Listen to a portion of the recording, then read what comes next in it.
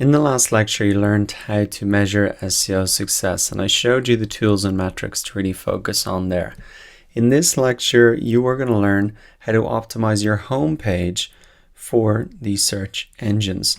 What I'm really talking about here is when somebody types in your brand name or company name into Google, you essentially want the title of your homepage to look good, to represent your business, and also to have a good description of your business here. That really entices people to click through. Now, optimizing your homepage alone is not going to get you a lot of traffic from the search engines because people really have to be searching for your business in order for you to appear here. And if you're a brand new business like my one here, there's not a lot of people know who I am. They don't know this particular course, so they're not going to be searching for it.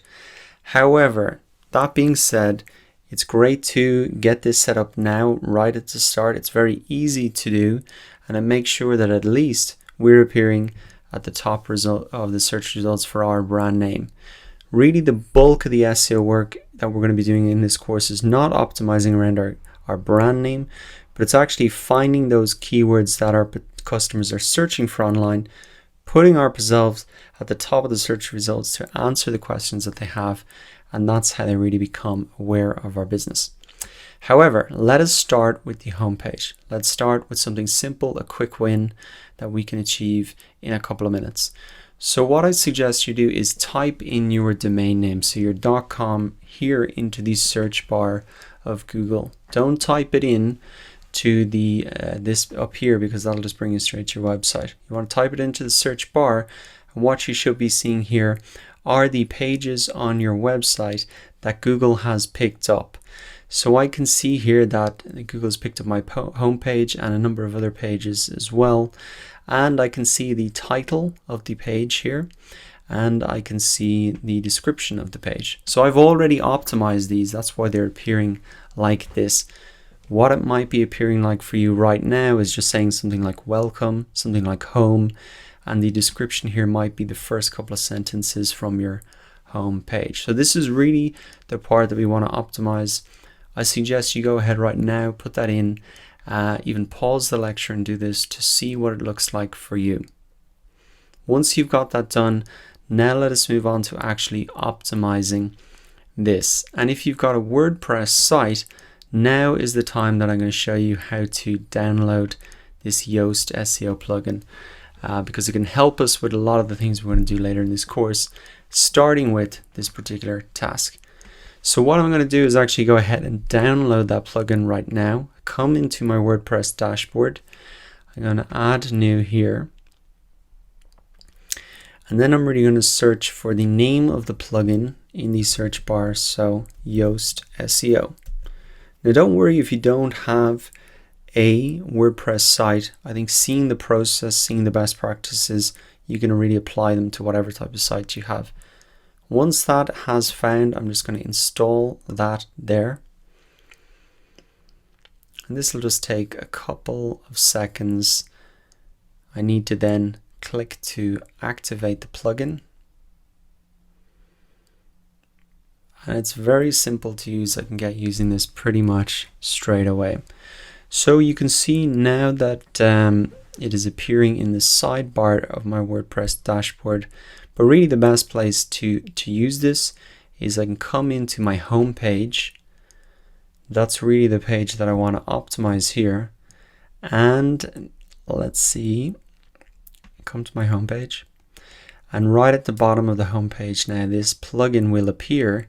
So this is really what we want to optimize, the title here and the meta description. This is what appears in the search results here, the title of the page and the meta description.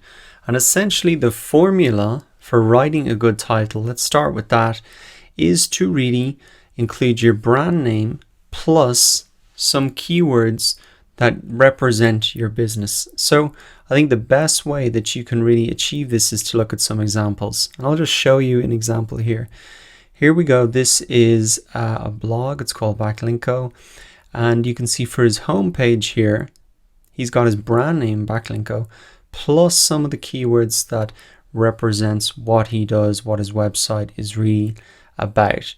We can look at Udemy here. Let me just look at Udemy. So once again, just typing the brand name or the .com into the search bar, you can see they've started with the brand name, Udemy, and then online courses anytime, anywhere. It represents what their business is about, includes keywords, online courses that people might be searching for online.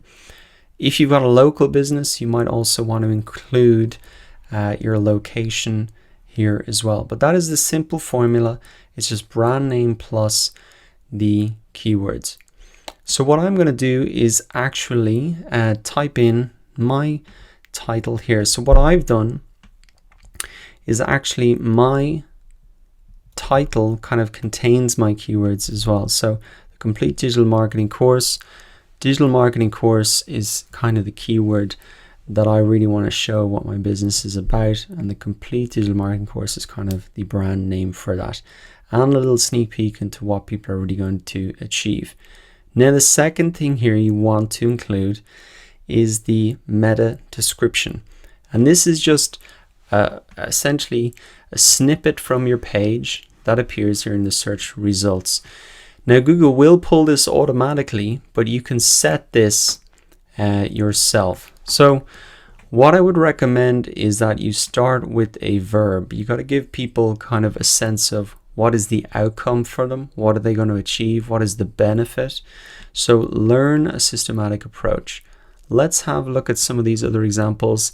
It's time to get the backlinks that make a difference. So he's showing you that the outcome of his site is really that you're going to get the backlinks that make the difference. That's really the outcome for you.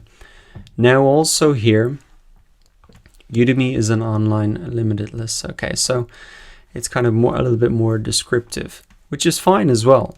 But essentially, I would encourage you to look at some competitors, look at other blogs or platforms that you look at, and try to emulate them. I think the key thing is really including some outcomes, or if here, some real credibility indicators that this is the online education marketplace, the place to be to educate yourself. So that is very simply it. You just need to fill out the title and meta description. I would have a look at some other competitors to get that done. And if you're not using WordPress, you're going to have something very similar. It'll call it page title and it'll call it description.